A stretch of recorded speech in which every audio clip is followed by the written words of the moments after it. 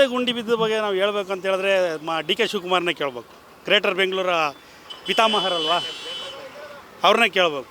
ಅವ್ರನ್ನೊಂದು ಸರಿ ನಮ್ಮ ಆಟೋದಲ್ಲೋ ಟೂ ವೀಲರ್ನ ಕರ್ಕೊಂಡೋದ್ರೆ ಅವ್ರಿಗೆ ಗೊತ್ತಾಗುತ್ತೆ. ಯಾಕೆಂದರೆ ಇಷ್ಟಿಷ್ಟು ಉದ್ದ ಒಂದು ಮಂಡಿ ಉದ್ದ ಇದೆ ಒಂದು ಗುಂಡಿಗಳು, ಅವ್ರಿಗೆ ಅದ್ರ ಬಗ್ಗೆ ಸ್ವಲ್ಪ ಕಾಳಜಿನೇ ಇಲ್ಲ. ಗ್ರೇಟರ್ ಬೆಂಗಳೂರು ಅಂತ ಅವ್ರು ಹೆಸರಿಡ್ಬೇಕಾದ್ರೆ ಫಸ್ಟು ಗುಂಡಿ ಮುಚ್ಕೋಬೇಕು, ಎಲ್ಲ ರೋಡ್ಗಳನ್ನ ಸರಿ ಮಾಡಿ ಮತ್ತು ಮೋರಿಗಳನ್ನೆಲ್ಲ ಸರಿ ಮಾಡಿ ಆಮೇಲೆ ಗ್ರೇಟರ್ ಬೆಂಗಳೂರು ಅಂತ ಹೆಸರು ಪಿತಾಮಹಂಗೆ ಅನ್ವಯಿಸುತ್ತೆ.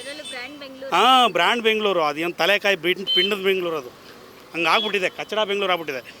ಗಾಡಿ ಬಂಡವಾಳ ಹಾಕೋದು ನಾವು ಲಕ್ಷಾಂತರ ರೂಪಾಯಿ ಬಂಡವಾಳ ಹಾಕಿರ್ತೀವಿ, ಸಾಕಾಬ್ದಾರು ಕೂಲಿ ನಾಲಿ ಮಾಡಿ ಇಲ್ಲಿ 10-20 ರೂಪಾಯಿ ದುಡ್ಕೊಂಡು ಸಂಪಾದನೆ ಮಾಡ್ಕೊಂಡು ಹೋಗಿ ಇವ್ರು ತೊಗೊಂಡು ಇವ್ರ ಎದೆ ಮೇಲೆ ಹಾಕ್ಬೇಕು.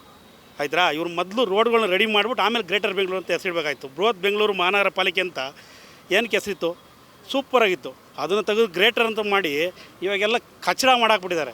ಹಾಗಾಗಿ ಇದಕ್ಕೆ ಸುಮ್ಮನೆ ಪ್ರಯೋಜನ ಇಲ್ಲ ಮಾತಾಡಿ. ಅದು ಡಿ ಕೆ ಶಿವಕುಮಾರ್ಗೆ ಡೈರೆಕ್ಟು ಹೇಳಿ ಅಂತ ಫಸ್ಟು ರೋಡ್ಗಳನ್ನ ರೆಡಿ ಮಾಡೋಕ್ಕೆ ಹೇಳಿ, ಆಯಿತಾ. ಇವರು ಯಾವುದಕ್ಕೂ ಬಗ್ಗಲ್ಲ ಜಗ್ಗಲ್ಲ, ಏನು ಬಗ್ಗಲ್ಲ ಜಗ್ಗಲ್ಲ ಅಂತ ಹೇಳಿದ್ರೆ ಇವ್ರು ಏನು ದೊಡ್ಡ ಇದಾವರು, ಎಲ್ಲ ಒಂದೇ. ಅದು ರಸ್ತೆಗಳು ಫಸ್ಟು ಅವರು ರೆಡಿ ಮಾಡಬೇಕು. ನೋಡಿ, ಎಲ್ಲ ಈ ಮಾಗಡಿ ರೋಡು ಹೋಗ್ಲಿಕ್ಕೆ ಆಗೋದಿಲ್ಲ. ಮಳೆ ಬಂದು ಗಾಡಿಗಳು ಎಲ್ಲೆಲ್ಲ ಹಳ್ಳಗಳು ಬಿದ್ದಿದೆ, ಸಿಕ್ಕಾಪಟ್ಟೆ ಗುಂಡಿಗಳು. ಟ್ರಾಫಿಕ್ ಅಂತೂ ಕೇಳಲೇಬೇಡ್ರಿ, ಯಾಕೆಂದರೆ ರೋಡ್ ಸರಿ ಇದ್ದರೆ ಗಾಡಿಗಳು ಪಾಸ್ ಆಗುತ್ತೆ, ಆಯಿತಾ. ಇಲ್ಲಾಂದರೆ ಅರ್ಧ ಗಂಟೆ ಆಗುತ್ತೆ ಒಂದೊಂದು ಸಿಗ್ನಲ್ ಜಂಪ್ ಮಾಡ್ಬೇಕಾದ್ರೆ. ಒಂದೊಂದು ಮಂಡಿ ಉದ್ದ ಒಂದೊಂದು ಗುಂಡಿಗಳು. ಹಾಗಾಗಿ ಸರ್ ಡಿ ಕೆ ಮರಗಳು ಬೀಳುತ್ತೆ, ಮತ್ತು ಟೂ ವೀಲರ್ನವರು ಎಷ್ಟು ಜನ ಬೀಳ್ದು ಸಾಯ್ತಾರೆ, ಆಯಿತಾ. ಯಾರು ಇದಕ್ಕೆಲ್ಲ ಹೊಣೆ? ಡಿ ಕೆ ಶಿವಕುಮಾರ ಇಲ್ಲ ಕಾಂಗ್ರೆಸ್ ಸರ್ಕಾರನ? ಹಾಂ, ಇವರೇ ತಾನೇ ರೆಡಿ ಮಾಡ್ಬೇಕಾರೋದು. ಸರ್ಕಾರ ಇವ್ರದ್ದೇ ತಾನೇ ಇರೋದು. 5 ವರ್ಷ ಆಡಳಿತ ಮಾಡ್ತೀನಿ ಅಂತ ಹೇಳ್ತಾರಲ್ಲ, ರೆಡಿ ಮಾಡಿ ಫಸ್ಟು. ನೀವು ಗ್ರೇಟರ್ ಬೆಂಗಳೂರು ಅಂತ ಹೆಸರು ಇಡಬೇಕಾದ್ರೆ ಎಲ್ಲ ಟೋಟಲ್ ಎಂಟರ್ ರೆಡಿ ಮಾಡಿದ್ಮೇಲೆ ನೀವು ಗ್ರೇಟರ್ ಬೆಂಗಳೂರು ಅಂತ ಹೆಸರಿಡಬೇಕಾಗಿತ್ತು, ಆಯಿತಾ. ಅಂಥ ಸೂಪರಾಗಿರೋ ಬೆಂಗಳೂರು ನಾವು ಗ್ರೇಟರ್ ಅಂತ ಮಾಡಿದ್ರಲ್ಲ ನೀವು, ಅದಕ್ಕೆ ಏನು ಬೆಲೆನೇ ಇಲ್ಲ. ಹಾಗಾಗಿ ನಾವು ಡಿ ಕೆ ಶಿವಕುಮಾರ್ ಆಗಲಿ ಇದು ಕಾಂಗ್ರೆಸ್ ಸರ್ಕಾರ ಕೇಳೋದಿಷ್ಟೇ, ಫಸ್ಟು ನೀವು ರೋಡ್ಗಳು ರೆಡಿ ಮಾಡಿ. ನೆಕ್ಸ್ಟು ಆಮೇಲೆ ನೀವು ಗ್ರೇಟರ್ ಇಟ್ಕೊತೀರೋ ಇನ್ನೊಂದು ಇಟ್ಕೊತೀರೋ ನಿಮಗೆ ಸೇರೋಂಥ ವಿಚಾರ, ಆಯ್ತಾ. ಫಸ್ಟು ನೀವು ಇರೋದನ್ನು ಸೂಪರ್ ಮಾಡಿ. ಎಲ್ಲ ಬರೀ ಗಲೀಜು, ಎಲ್ಲ ನೋಡ್ರೂ ಬರೀ ನೀರು ಮೋರಿಗಳು. ಈ ಚಾಮರಾಜಪೇಟೆ ಇದಕ್ಕೆ ಯಾವುದೋ ಚರ್ಚ್ ಸರ್ಕಾರ ಹೋಗಿ ಅಲ್ಲಿ ಕಾಲಿಡೋಕ್ಕಾಗಲ್ಲ, ಅಷ್ಟೊಂದು ನೀರು ಗಲೀಜು ವಾಸನೆ ಬರುತ್ತೆ, ಆಯಿತಾ. ಬೆಂಗಳೂರು ನಾಗರಿಕರು ಟ್ಯಾಕ್ಸ್ ಕಟ್ಟಲ್ವಾ? ಟ್ಯಾಕ್ಸ್ ಕಟ್ತಿರ್ತಾನೆ, ಅದನ್ನು ನೀವು ಮಾಡ್ಬೇಕು ತಾನೆ. ನೀವು ಯಾವುದೋ ಬಿಟ್ಟಿ ಭಾಗ್ಯಗಳು ಕೊಟ್ಬಿಟ್ಟು ಈ ಜನರ ತಲೆ ಮೇಲೆ ಎಲ್ಲರೂ ಚೆನ್ನಾಗಿ ತಿರುಪತಿಗೆ ಹೋಗೋದೇ ಬೇಡ, ಎಲ್ಲ ಇಲ್ಲೇ ಬೋಳ್ಸಿ ಹಾಕ್ಬಿಡ್ತೀರ. ನಿಮ್ಮ ಸರ್ಕಾರನೇ ಹಾಗೆ, ತಿರುಪತಿಗೆ ಹೋಗೋದು ಬೇಡ, ನಾವು 3 ನಾಮ ಇಕ್ಕಳೋ ಬದಲು ಇಲ್ಲೇ ಎಲ್ಲ ತೇದಿಕ್ಬಿಡ್ತೀರ, ಆಯಿತಾ. ನೀವು ಸರ್ಕಾರಿ ಕಾರುಗಳಲ್ಲಿ ಓಡಾಡ್ತೀರಾ ಸ್ವಾಮಿ, ಒಳ್ಳೊಳ್ಳೆ ಮಲ್ಟಿ ಎಕ್ಸೆಲ್ ಕಾರಲ್ಲಿ ಓಡಾಡ್ತೀರಾ. ಆಟೋದಲ್ಲ ಟೂ ವೀಲರ್ ಓಡಾಡಿ ನಿಮಗೆ ಗೊತ್ತಾಗುತ್ತಲ್ವ ಹೆಂಗಿದೆ ಬೆಂಗಳೂರು ಅಂತೇಳಿ, ಆಯಿತಾ. ನೀವು ಅದಕ್ಕೆ ಬಿಟ್ಬಿಟ್ಟು ಏನು ಒಂಥರ ಇದು ಚರ್ಮದ ಸರ್ಕಾರ ಅಂತ ನಾವು ಹೇಳ್ಬೇಕಾಗತ್ತೆ. ಇವ್ರಿಗೆ ಕಿವಿಗಳು ಕೇಳಿಸಲ್ಲ, ಕಣ್ಣು ಕಾಣಿಸಲ್ಲ. ಡಿ ಕೆ ಶಿವಕುಮಾರ್ ಒಂಥರ ಅದು ಯಾಕೆ ಈ ಥರ ಮಾಡ್ತಾಯಿದೆ ಅಂತ ಗೊತ್ತಿಲ್ಲ ನಮಗೆ. ನಮ್ಮ ಕರ್ನಾಟಕದ ಜನ 136 ಸೀಟ್ ಕೊಟ್ಟರು, ಏನಕ್ಕೆ ಕೊಟ್ಟರು ನಿಮಗೆ? ಏನಕ್ಕೆ ಕೊಟ್ಟರು ಹೇಳಿ? ಒಳ್ಳೆ ಜನಗಳನ್ನ ನೀವು ಒಳ್ಳೆ ಸಪೋರ್ಟ್ ಮಾಡ್ತೀನಿ ಮಾಡ್ತಾರೆ ಅನ್ನೋ ಕಾರಣಕ್ಕೋರು 136 ಕೊಟ್ಟರು. ಆಯಿತು, ಬಿ ಜೆ ಪಿ ಬೇಡಪ್ಪ, JDS ಬೇಡ. ನೀನು ಕೊಟ್ಟರಲ್ಲ, ನೀನು ಕೆಲಸ ಏನು ಮಾಡ್ತಾಯಿದ್ಯಾ, ಆಯಿತಾ. ಮಳೆ ಬರ್ಬೇಕಾದ್ರೆ ನೀನು ಕೆಲಸ ಸ್ಟಾರ್ಟ್ ಮಾಡಿದಾಗ ಮೊದಲೇನು ಮಾಡ್ತಾಯಿದ್ದೆ? ಮಳೆ ಬರ್ಬೇಕಾದ್ರೆ ಕೆಲಸ ಸ್ಟಾರ್ಟ್ ಮಾಡಿದ್ಯಾ, ಮೊದಲೇನು ಮಾಡ್ತಾಯಿರಿ? 2.5 ವರ್ಷ ಆಯ್ತಲ್ಲ, 2.5 ವರ್ಷದಿಂದ ಏನು ಮಾಡ್ತಾಯಿದೆ ನಿನ್ನ ಸರ್ಕಾರ? ಅದನ್ನೇ ಕೇಳುವಂಥದ್ದು ಜನಗಳು. ಮತ್ತು ಈ ರೇಷನ್ ಕಾರ್ಡ್ ರದ್ದು ಮಾಡ್ತಾಯಿದ್ದಾರೆ, ಆಯ್ತಾ. ರೇಷನ್ ಕಾರ್ಡು ಮಾಡೋದು ಓಕೆ, ಏಕೆಂದರೆ ಬಡವ್ರಿಗೆ ತಲುಪುತ್ತೆ, ಅದು ಅನ್ನ ಬಡವ್ರುಗಳು ಕೂಲಿಗಳಿಗೆ ತಲುಪುತ್ತೆ. ಬಟ್ ನೀವು ಬೆಂಗಳೂರನ್ನ ಕ್ಲೀನಾಗಿ ನೀಟಾಗಿರಬೇಕು ಅಂದರೆ ರೋಡ್ಗಳು ರೆಡಿ ಮಾಡಿ, ಆಯಿತಾ. ಜನರನ್ನ ಸಾಯಿಸ್ಬಿಡಿ ನೀವು. ಅವರು ಇದು ಗುಂಡಿ ಮುಚ್ಚೋಕ್ಕೆ ಅವ್ರ ಹತ್ರ ಕಾಸಿಲ್ಲ, ಅದು ಹೆಂಗೋ ಕಲ್ಲು ಮಣ್ಣು ತಂದು ಗುಂಡಿ ಮುಚ್ತಾರೆ, ಮತ್ತೆ ಮಳೆ ಬೆಳೆ ಅದೇ ಕೆಲಸ. ನೀವು ಟಾರ್ ಹಾಕ್ರಿ ಸ್ವಾಮಿ, ಅದು ಕೆಲಸ ಮಾಡಿ.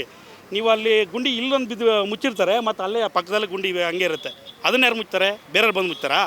ಬೇರೆ ನಾವೇನು ಆಂಧ್ರದಲ್ಲಿ ಪಕ್ಕದ ತಮಿಳ್ನಾಡಲ್ಲಿ ಆಂಧ್ರದಲ್ಲಿ ಕರ್ಕೊಂಡು ಮುಚ್ಚೋಕ್ಕಾಗತ್ತಾ? ಅಲ್ವಾ. ಎಲ್ಲ ತಾರು ಹಾಕ್ಬಿಟ್ಟು ಒಂದು ರೌಂಡು ಇರೋದನ್ನು ಚೆನ್ನಾಗಿರೋ ಗುಂಡಿ ಬಿದ್ದರೆ ನೀವು ಮುಚ್ಚೋಕ್ಕೆ ನಿಮ್ಮ ಕೈಲಿ ಆಯ್ತಾ ಇಲ್ಲ ಅಂದಮೇಲೆ ಹೋಗಿತ್ತ ಮನೆ ಕಡೆಗೆ ಬೇರೆ ಯಾರಾದ್ರು ಬಂದು ಇದು ಸರ್ಕಾರ ನಡೆಸ್ತಾರೆ. ಗ್ರಾಮ್ಯ ಸರ್ಕಾರದಲ್ಲಿ ಹೇಳ್ಬೇಕಂದ್ರೆ ಈಗ ನೋಡಿ, ರೋಡ್ಗಳು ಗುಂಡಿಗಳೆಲ್ಲ ಹಂಗೆ ಇದೆ. 6 ತಿಂಗಳು ಬರೋ ಗಾಡಿ 3 ತಿಂಗಳು ಬರೋಲ್ಲ. ಈಗ ಮೊನ್ನೆ ತಾನೆ ಎಲ್ಲ ಗಾಡಿ ರೆಡಿ ಮಾಡಿಸಿದ್ದೆಲ್ಲ ಫುಲ್ಲು ಇದಾಗ್ತಾಯಿದೆ. ರೋಡ್ ಅಂತ ಹೇಳ್ತೀನಿ, ಆ ಫಂಡ್ ಮಾಡಿದ್ದೀವಿ, ಈ ಫಂಡ್ ಕೊಟ್ಟಿದ್ದೀವಿ ಅಂತಾರೆ, ಏನು ಪ್ರಯೋಜನ ಇಲ್ಲ. ಸುಮ್ಮನೆ ಎಲ್ಲ ಅವ್ರವ್ರೆ ತಿನ್ನಂಗ್ಲಿ ಇದ್ದಾರೆ ಹೊರತು ರೋಡ್ಗಳೇನು ರೆಡಿ ಮಾಡಿಸ್ತಾ ಇಲ್ಲ, ಕೆಲಸಗಳೇನು ಮಾಡ್ತಾಯಿಲ್ಲ. ಈ ಕಡೆ ಒಂದು ರೋಡ್ ಹೋದರೆ ಆ ಕಡೆ ಒಂದು ರೋಡ್ ಕಿತ್ತಾಕಿರ್ತಾರೆ, ಆ ಕಡೆ ಒಂದು ರೋಡ್ ಬಂದರೆ ಈ ಕಡೆ ಒಂದು ರೋಡ್ ಕಿತ್ತಾಕಿರ್ತಾರೆ. ಗಾಡಿ ಓಡಿಸೋಕ್ಕೆ ಹಿಂಸೆ ಆಗ್ಬಿಟ್ಟಿತ್ತು ನಮಗೆ. ಅಂದರೆ ಹೇಳ್ತಿದ್ದೀವಲ್ಲ ಮೇಡಮ್, ಮಾರ್ಕೆಟ್ಗೆ ಹೋದರೆ 1 ಗಂಟೆ ಟೈಮ್ ಬರ್ಬೇಕು, ಈಚೆ ಬರಬೇಕು ಅಂದರೆ. ಮಾರ್ಕೆಟು ಈ ಕಡೆ ಲಾಲ್ಬಾಗ್ ರೋಡ್ ಬಳಸ್ಕೊಂಬರ್ಬೇಕು. ಒಂದು ರೋಡ್ ಇಲ್ಲ ಅಂದರೆ ಹೆಂಗೆ ಬರಬೇಕು? ಕಬ್ಬನ್ಪೇಟೆ ಸುತ್ಕೊಂಡು ಬರ್ಬೇಕು, ಕಾರ್ಪೊರೇಷನ್ಗೆ ಹೋಗ್ಬೇಕು ಅಂದರೆ. ಈ ಕಡೆ ಹೋಗೋದ್ರೆ ಫ್ರೀಡಮ್ ಪಾರ್ಕ್ ಕಡೆ ಹೋದರೆ ಅಲ್ಲೇ ಒಂದೊಂದು ಟೈಮ್ ಟ್ರಾಫಿಕ್ ಫುಲ್ ಜಾಮ, ಎಲ್ಲ ಸುತ್ಕೊಂಬರ್ಬೇಕು. ಇಷ್ಟು ಶುದ್ಧ ಇರ್ತವೆ, ಒಂದೊಂದು ಮಾರುದ ಗುಂಡಿಗಳು ಇರ್ತದೆ, ಗಾಡಿಗಳು ಅಪ್ಸೈಡ್ ಆಗ್ತದೆ, ಪ್ಯಾಸೆಂಜರ್ಗಳಿಗೆ ಏಟ್ ಆಗುತ್ತೆ. ಮೊನ್ನೆಯಿಂದ ಪಾಪ ಒಂದು 2-3 ಗೇಟ್ಗಳಾಗಿದೆ ಗುಂಡಿಗಳು, ನೀರು ತುಂಬ್ಕೊಂಡಿರೋದನ್ನು ಗೊತ್ತಾಗಲ್ಲ, ಗುಂಡಿ ಎಲ್ಲಿದೆ ಅನ್ನೋದು ಗೊತ್ತಾಗಲ್ಲ. ಅದರಿಂದ ಅವರು ಸರ್ಕಾರದವರು ಸ್ವಲ್ಪ ಎಚ್ಚರಿಸ್ಕೊಂಡು ನಮ್ಗೆ ಒಬ್ರು, ಯಾಕಂದ್ರೆ ಟ್ಯಾಕ್ಸ್ ತಗೊಂತಾರೆ, ಎಲ್ಲ ಮಾಡ್ತಾಯಿದ್ರಲ್ವ, ಇದು ರೆಡಿ ಮಾಡ್ಸೋಕ್ಕಾಗಲ್ಲ ರೋಡ್ಗಳು. ಆಮೇಲೆ BBMP ಅವ್ರು ಹೇಳ್ತಾರೆ, ಯಾಕಂದ್ರೆ ಅವ್ರು ಕಣ್ಣೋಡ್ಸೋಕೆ ನಾಟಕಕ್ಕೆ ಆಡ್ತಾರೆ, ಆ ಥರ ಇದೆ. ಈಗ ಮುಂಚೆನೇ ಮಳೆ ಬರುತ್ತೆ ಅನ್ನೋದು ಗೊತ್ತಿರುತ್ತೆ ತಾನೆ ಮೇಡಮ್, ಈ ಚೇಂಬರ್ಗಳೆಲ್ಲ ರೆಡಿ ಮಾಡೋಕ್ಕಾಗಲ್ವ ಅವರು, ಅದು ಮುಂಚೆಗೆ ಗೊತ್ತಾಗಲ್ಲ ಹೇಳಿ. ಈಗ ನಮ್ಗೆ ಒಂದು ಬಾಡಿಗೆ ಸಿಗ್ತದೆ ಅಂತ ನಾವು ಕಾಯ್ತಿರ್ತೀವಿ, ಬರಲಿಲ್ಲ ಅಂದರೆ ನಮ್ದೇನೋ ಒಂದು ನಮ್ದು ನಡೀತದೆ, ಅವ್ರಿಗೆ ಗೊತ್ತಾಗಲ್ಲ ಹೇಳಿ. ಈಗ ಮರಗಳು ಬಿದ್ದು ಅನೇಕ ಗಾಡಿಗಳು ಹೋಗ್ತದೆ, ಯಾರು ಕೊಡ್ತಾರೆ ಹೇಳಿ? ಈಗ ಲಕ್ಷಾಂತರ ರೂಪಾಯಿ ನಾವು ಸಾಲ ಮಾಡಿ ಇದು, ಈಗ ನಾವು 400 ರೂಪಾಯಿ ಗಾಡಿ ಕಲೆಕ್ಷನ್ ಕೊಡಬೇಕು. ಅವ್ರು ಏನಂತಾರೆ, ಅಣ್ಣಪ್ಪ ನೀನು ಗಾಡಿ ಕರೆಕ್ಟಾಗಿ ಓಡಿಸಿದ್ರೆ ಗಾಡಿ ಕೊಡ್ತೀನಿ ಬಾಡಿಗೆ, ಇಲ್ಲ ಅಂದ್ರೆ ನಾನು ಗಾಡಿ ಕೊಡಲ್ಲಪ್ಪ, ಬೇರೆ ಕಡೆ ಡ್ರೈವರ್ ಕೊಡ್ಕೋತೀವಿ ಅಂತಾರೆ. ಹಂಗೆ ಕೆಲಸ ಚೆನ್ನಾಗಿದೆ ನಾವು ಇದು ಮಾಡೋದು, ಗಾಡಿನೇ ಚೆನ್ನಾಗಿಲ್ಲ ಹೆಂಗೆ ಓಡಿಸೋಕ್ಕಾಗುತ್ತೆ? ಹಂಗೆ ರೋಡ್ ಚೆನ್ನಾಗಿದ್ರೆ ನಾವು ಗಾಡಿ ಓಡಿಸ್ಬೋದು. ಪ್ಯಾಸೆಂಜರ್ ಕೆಲವರು ಪಾಪ ಒಬ್ಬೊಬ್ಬರು ಒಳ್ಳೆಯವರು ಇರ್ತಾರೆ, ಕೆಲವರು ಪೇಷೆಂಟ್ಗಳು ನಮ್ಗೆ ಗೊತ್ತಾಗುತ್ತೆ, ಬರೋರು ಪೇಷೆಂಟ್ ಬರ್ತಾರೋ ಪೇಷೆಂಟ್ ಬರೋಲ್ಲ ನಮ್ಗೆ ಗೊತ್ತಾಗುತ್ತಾ? ಅವ್ರು ಕೆಲವರು ಮೇಡಮ್ ಗುಂಡಿ ನೋಡ್ಕೊಂಡು ಓಡಿಸಿ ಅಂತ, ನಾವು ಯಾವ ಕಡೆ ಗುಂಡಿ ಅಂತ ನೋಡೋಣ, ಈ ಕಡೆ ಗುಂಡಿ ನೋಡೋಣ, ಆ ಕಡೆ ಗುಂಡಿ ನೋಡೋಣ. ಈ ನಿಮ್ಮನ್ಸ್ ರೋಡ್ ಅಂತೂ ಇದ್ದು ಕೇಳಂಗಿಲ್ಲ, ಬೇಡ ನಮ್ಮ ಅಕ್ಕಿಪೇಟೆ ಸರ್ಕಲ್ ಅಂತೂ ಕೇಳಂಗಿಲ್ಲ, ಪೊಲೀಸ್ ರೋಡು ಚಿಕ್ಕಪೇಟೆ ಯಾವ ರೋಡು ಕೇಳಂಗಿಲ್ಲ. ಒಂದು ರೋಡ್ ಹೋಗ್ಬೇಕಂದ್ರೆ 9 ರೋಡ್ ಬಳಸ್ಕೊಂಬರ್ಬೇಕು, ಹಂಗಾಗಿದೆ ಇವಾಗ ನಮಗೆ. ಭಾಳ ಜನರಿಗೆಲ್ಲ ತೊಂದರೆನೂ ಆಗ್ತಿದೆ. ನಾವು ಕೆಲ್ಸಕ್ಕೆ ಹೋಗೋವ್ರೆ, ಅದು ಇವಾಗ ಕರೆಕ್ಟಾಗಿ ಟೈಮ್ ಸೇರೋಕ್ಕಾಗಲ್ಲ. ಟ್ರಾಫಿಕ್ನಲ್ಲಿ ಸಿಕ್ಕಾಕೊಂಡ್ಬಿಟ್ರೆ ಭಾಳ ತೊಂದರೆ ಆಗುತ್ತೆ. ನಮಗೊಬ್ಬರಿಗೆ ಅಂತನಲ್ಲ, ಜನರಿಗೆಲ್ಲನೂ ತೊಂದರೆನೇ ಆಗುತ್ತೆ. ವರ್ಕರ್ಸ್ ನಾವು ಮಾಡೋ ಕೆಲಸ ನಮಗೂ ಸ್ಯಾಲ್ರಿ ಕಮ್ಮಿ ಬರುತ್ತೆ, ಟೈಮ್ಗೆ ಸೇರೋಕ್ಕಾಗಲ್ಲ. ಆದಷ್ಟು ಜಲ್ದಿ ಚೆನ್ನಾಗಿ ಮಾಡಿದ್ರೆ ಒಳ್ಳೆಯದು ಮೇಡಮ್. ಈ ಮಳೆ ಬಂದು ನೋಡಿ, ಇವಾಗೆಲ್ಲನೂ ಈ ಗುಂಡಿಗಳು, ಗಾಡಿ ಓಡಿಸೋವಾಗ ಗುಂಡಿ ಗೊತ್ತಾಗಲ್ಲ, ಎಲ್ಲಿ ಹೋಗ್ತೀವೋ ಎಲ್ಲಿ ಬರ್ತೀವೋ, ದೊಡ್ಡ ಸಮಸ್ಯೆ ಆಗಿದೆ.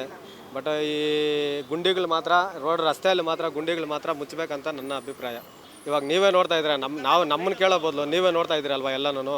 ಬೆಂಗಳೂರಲ್ಲಿ ಯಾವ ಥರ ಸಮಸ್ಯೆಗಳಿದೆ. ಒಂದು ಸಲ ಮಳೆ ಬಂದರೆ ಅಂತ ಟ್ರಾಫಿಕ್ಗಳು, ಮತ್ತು ಕಣ್ಣು ಕಾಣಿಸಲ್ಲ, ಮತ್ತು ಗುಣಿಗಳು ಎಲ್ಲಂದರೆ ಅಲ್ಲಿ ಗಾಡಿಗಳು ದಬ್ಬಾಕೊಳ್ಳೋದು, ಇದೆಲ್ಲನೂ ಇದಾಗ್ತಾ ಇರ್ತದೆ. ಹಾಂ, ಮರಗಳು ನೋಡಿ, ಮರಗಳು ಬಿದ್ದು ಈ ಸಲ ಎಷ್ಟು ಜನ ಇದು ಮಾಡಿದ್ದಾರೆ. ಎಲ್ಲದಕ್ಕೂ ತೊಂದರೆನೇ ಆಗ್ತಾ ಇದೆ ಮೇಡಮ್. BBMP ಅವ್ರಿಗೆ ನಾವು ಹೇಳೋದು ಇಷ್ಟೇ, ಎಲ್ಲ ಯಾವ ಸರ್ಕಾರನೋ ಇಲ್ಲೋ BBMPನೋ ಯಾರೇ ಆಗಲಿ ನಮಗೆ ಮಕ್ಕಳಿಗೆ ಚೆನ್ನಾಗಿ ಮಾಡಿಕೊಡ್ಲಿ ಅಂತ ನಾವು ಹಾರೈಸ್ತಾ ಇದ್ದೀವಿ.